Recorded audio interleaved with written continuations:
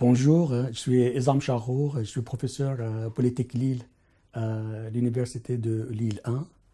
Je travaille dans le domaine de génie civil, de l'environnement et de la ville. Je suis notamment responsable d'un master international dans ce domaine et je dirige également un laboratoire de recherche régional dans le domaine du génie civil, de l'environnement et de la ville. Et depuis 6 ans, je coordonne un très gros projet sur la question de la ville intelligente, avec notamment la construction d'un démonstrateur à très grande échelle de la ville intelligente et durable. Les notions de ville durable, ville connectée et ville intelligente sont des notions complémentaires. La notion de ville durable est apparue il y a déjà plus qu'une vingtaine d'années, en disant qu'on va s'intéresser à 2 éléments. Tout d'abord, la question de l'environnement, comment faire pour préserver les ressources, que ce soit les ressources d'énergie, d'eau, protéger l'environnement, la question de pollution, l'air, le sol, l'eau également. Et deuxième élément, on veut s'intéresser également à l'être humain, à toutes les questions sociales, en termes d'accès à l'éducation, à la santé, les problèmes d'exclusion, les problèmes d'équité, etc. Donc ce qu'on souhaitait, c'est construire une ville où on vit bien, en préservant à la fois la qualité de l'environnement et la qualité des services auprès des citoyens. La notion de ville connectée, elle est parue avec le développement de la technologie. Donc, comme quoi aujourd'hui, avec l'Internet, le téléphone portable et l'Internet des objets, on peut connecter à très grande échelle les êtres humains et les objets. Donc, on est une ville connectée, c'est une ville où on connecte les hommes, on connecte les objets, on connecte les hommes et les objets, mais à très grande échelle. La notion de la ville intelligente, elle s'appuie sur 2 choses. Ce qu'on souhaite, c'est, bien sûr, c'est l'être humain, améliorer les services pour l'être humain, pour les citoyens. Et pour cela, on a besoin de la technologie numérique, donc la ville connectée, qui va nous permettre, on le verra tout à l'heure à travers des exemples, d'accéder en temps réel sur des informations pertinentes pour les citoyens, qui permettent d'améliorer les services, améliorer la sécurité. Mais en même temps, du fait que dans la ville, on est plusieurs acteurs, ça nous permet, on peut faire appel à l'intelligence collective, parce qu'on va pouvoir partager ces données, on va développer ensemble une stratégie pour qu'on travaille tous dans le même sens pour le bien-être des citoyens. Donc on voit bien que les 3 éléments, en premier, on va préserver l'environnement de l'être humain. Un deuxième, une technologie. Un troisième, on combine une technologie avec de l'intelligence collective pour le bien-être des citoyens. Aujourd'hui, dans le monde, il y a plusieurs exemples. On parle de la ville intelligente. On parle d'Amsterdam, de Barcelone, de Lyon, de Paris, de New York, de Montréal. Très souvent, on parle des grandes villes. C'est quoi le centre d'intérêt de ces villes? Dans un premier temps, c'était le développement durable. Donc, c'est de voir comment cette technologie nous permet, à très grande échelle, à l'échelle de la ville, de consommer moins d'énergie, de produire moins de pollution, moins de gaz à effet de serre, avec tous les changements climatiques que ça implique. Deuxième temps, comme quoi la ville, c'est surtout des services, des qualités de services auprès des citoyens. Donc on va regarder les services de l'éducation, les services administratifs, les services de la santé. Un citoyen qui est davantage acteur dans sa ville, il participe, il donne son avis. Une question de transparence et de démocratie dans la gouvernance de la ville. Donc voilà, dire que il y a un certain nombre d'exemples où on va mettre l'accent sur 2 choses. On gère mieux nos ressources, nos infrastructures. Deuxième chose, un citoyen qui est acteur de sa ville, où il va participer également à améliorer la qualité de l'ensemble des services qu'on a dans la ville. Voilà un peu les notions de base qu'on a aujourd'hui. La ville intelligente, c'est plutôt aujourd'hui une solution.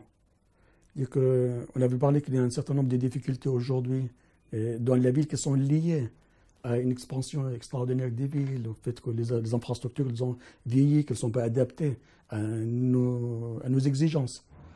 Et donc, la question qui se pose, comment on peut les gérer au mieux? Et pour les gérer au mieux, comme tout, si on sait comment ils fonctionnent, si on peut accéder en temps réel leur mode de fonctionnement, on peut agir assez rapidement pour mieux gérer, pour en cas de défaillance intervenir assez rapidement. Je prends dans le domaine par exemple de l'énergie. On sait bien qu'il y a des lieux où on va consommer, des lieux où on va produire, après il y a des moyens de transport. Si on veut gérer au mieux, ce serait quand même bien de connaître nos besoins de consommation pour ne pas produire plus, ni moins pour pouvoir assurer, et que les pertes qu'on a entre les deux soient minimales. Et on voit bien qu'on a besoin d'informations au niveau global. La ville intelligente va pouvoir nous fournir ces informations. Et on était très intéressé par l'énergie renouvelable. Pour aussi injecter l'énergie renouvelable dans nos systèmes énergétiques, on a besoin aussi de connaître comment les systèmes de besoins et pouvoir aussi contrôler le flux d'énergie, peut-être dans un sens, à un moment de la journée, dans un autre sens, à un autre moment de la journée. La question de la mobilité. Je suis dans la ville, je vais aller du point A au point B. Aller du point A au point B aujourd'hui, ça pose pas mal de difficultés, c'est pour ça qu'on passe beaucoup de temps. Si on utilise notre véhicule, si on est mieux informé sur les différents modes de transport dans la ville, sur l'encombrement qu'on a, sur les horaires, les places de parking, etc. Et surtout que ces informations, on peut les remonter par l'usager lui-même, parce que lui, il est intéressé à travers son téléphone. On peut optimiser nos trajets dans la ville, passer le moins de temps possible et éventuellement faire de ce trajet un moment agréable où on peut aussi partager, découvrir un certain nombre de choses. Voilà deux exemples où on voit bien que la ville intelligente va nous permettre, à travers la connectivité, le partage d'informations, à vivre au mieux dans la ville. Démarrer un projet de ville intelligente, il doit commencer par un diagnostic et un état des lieux. La ville, dans quelle situation là? Quel est l'état des lieux de ses infrastructures? Quelle est la volonté de ses habitants? C'est quoi? Qu'est-ce qu'ils veulent? Donc, un état des lieux qui nous permet de connaître ce qui se passe et l'état à la fois des services, des infrastructures et voir vers quoi on va aller. Deuxième phase, voir cette technologie, qu'est-ce qu'elle va nous apporter? C'est quoi le modèle économique? C'est quoi le partenariat? Qu'est-ce qu'il va nous apporter en termes effectifs au niveau des citoyens? Ensuite, une fois qu'on a fait ce que je vais appeler un master plan pour aller là-dessus, commencer à implémenter ce concept, à déployer ce concept. Tout d'abord, à petite échelle, à travers ce qu'on appelle les pilotes, les projets pilotes, apprendre, ajuster et ensuite faire l'extension de ce projet-là et surtout faire appel à l'imagination, à la créativité des citoyens, des startups, etc. Dire que ce qu'on a aujourd'hui, c'est quelque chose qui est collectif. Allez-y. On a des plateformes qu'on peut développer où chacun donne sa contribution, ses propositions pour aller effectivement dans ce sens-là. Donc on voit bien qu'une phase de diagnostic, apport de la technologie, des projets pilotes, une participation plus large des citoyens, des startups et du secteur privé pour effectivement qu'on avance là-dessus. Et aussi une question de gouvernance, parce qu'on est plusieurs dans la ville, donc voir comment le pouvoir public, le maire, avec les opérateurs, avec les citoyens, avec le monde économique, peuvent se rencontrer, faire un bilan, réajuster et travailler dans le même sens. Et la ville résiliente, c'est une ville qui dit j'ai vécu une épreuve, aussi tragique qu'elle soit, j'aimerais bien apprendre qu'est-ce qui s'est passé, le pourquoi, l'analyser et mieux me préparer pour l'avenir. Et mieux pour préparer pour l'avenir pour que ça ne se produise pas. Et si jamais ça se reproduit, on organise mieux le secours. Et comme j'ai dit, la base de la ville intelligente, c'est quand même une base d'observation fine. Aujourd'hui, si jamais il y a un incident, grâce à ces bases d'observation, à travers les capteurs, les caméras, etc., on peut savoir qu'est-ce qui s'est passé et l'analyser. Auparavant, on ne l'avait pas. On ne l'avait pas auparavant. Quand il y avait un problème de séisme, on envoyait les chiens pour aller chercher le survivant. Aujourd'hui, grâce au téléphone portable, on peut les repérer de manière beaucoup plus facile. Donc aujourd'hui, en plus avec les caméras vidéo qui aujourd'hui on les a de beaucoup d'endroits, on sait ce qui s'est passé, comment le bâtiment a été secoué et pourquoi tel bâtiment a été secoué de telle manière et le bâtiment d'à côté a été secoué autrement. Donc Ces observations, une fois qu'on les collecte, ils vont nous permettre, sur le plan scientifique, de comprendre beaucoup mieux qu'est-ce qui s'est passé dans une expérimentation à très grande échelle. Hein. Donc du coup, on peut beaucoup mieux préparer nos infrastructures par rapport à ce risque, pour qu'ils puissent mieux résister. Et surtout, préparer le citoyen en cas où il y a des événements comme ça qui arrivent, comment il faut faire pour que l'impact de ces événements soit le plus faible possible en termes d'organisation de secours et d'urgence. Donc aujourd'hui, cette technologie permet d'aller, de beaucoup mieux préparer la ville à des incidents, que ce soit des catastrophes naturelles ou éventuellement humaines. Si on est dans une ville intelligente, le citoyen est le centre d'intérêt. Dans une ville intelligente, on va récupérer des données à partir des capteurs. Certes, c'est important, mais il y a beaucoup de données qui peuvent être remontées par le citoyen. Parce qu'il est dans la ville, il observe, il regarde, et il partage un intérêt. Si je suis dans un bouchon, je peux remonter l'information que je suis dans un bouchon, ça fait une demi-heure que je suis dedans.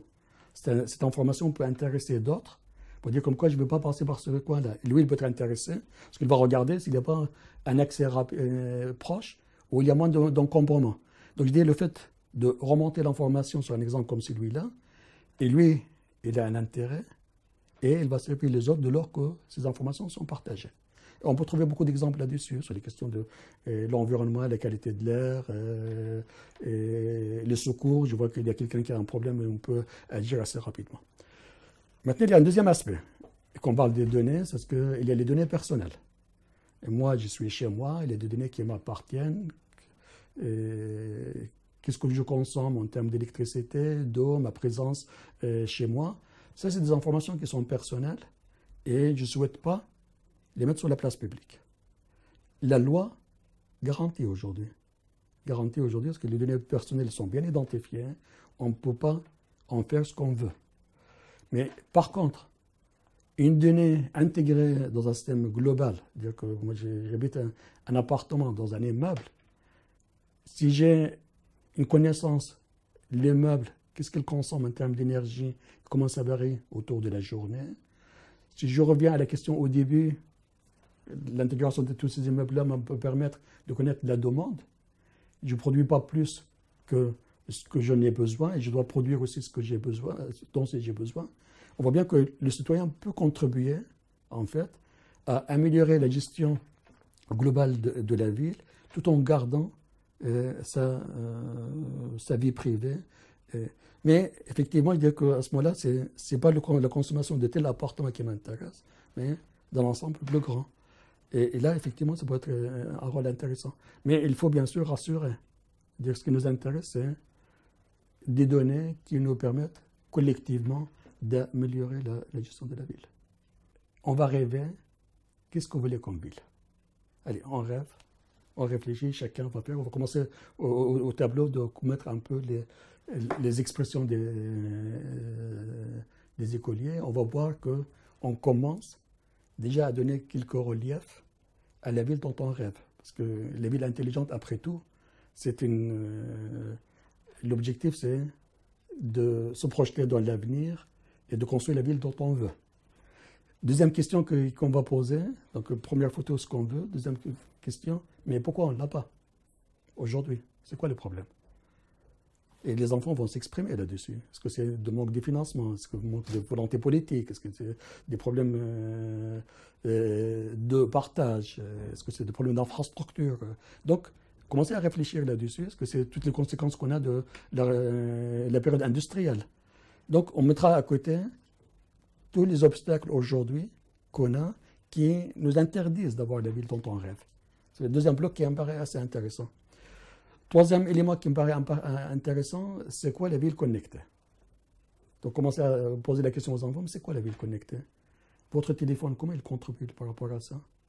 La caméra qu'on a quelque part, est-ce qu'elle contribue à ça? Donc, commencez à parler un peu de ces villes connectées à travers des objets. C'est quoi un objet qui nous permet d'envoyer des informations? Ça, c'est intéressant, plus grande échelle. Et poser la question aux enfants, maintenant, est-ce que j'utilise cette technologie? En quoi ils vont me permettre d'enlever quelques obstacles qu'on avait identifiés ensemble. Une autre question qui est pour moi la plus importante est le travail collectif. Comment aujourd'hui, dans la ville, qui aujourd'hui intervient dans les décisions collectives de la ville, et connaître un peu les acteurs de la ville, et dire que si ces acteurs-là travaillent ensemble, comment on peut avancer, mais s'il y a certains qui ne contribuent pas à ça, voir quels obstacles, comment ils veulent en quelque sorte gêner la relation de cette ville. Pour revenir à cette notion d'intelligence collective, on travaille tous pour un objectif, c'est l'être humain. Et voir comment on peut combiner effectivement la technologie avec cette intelligence collective pour enlever les barrières qu'on a pour la ville dont on rêve. Voilà.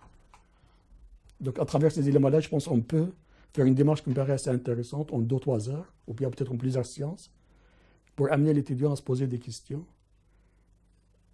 sur ce que je veux, pourquoi je ne l'ai pas, est-ce que la technologie peut m'aider, est-ce qu'elle est suffisante, et pourquoi tous les acteurs de la ville doivent contribuer ensemble pour qu'on puisse y arriver. C'est l'élément le plus important et le plus délicat.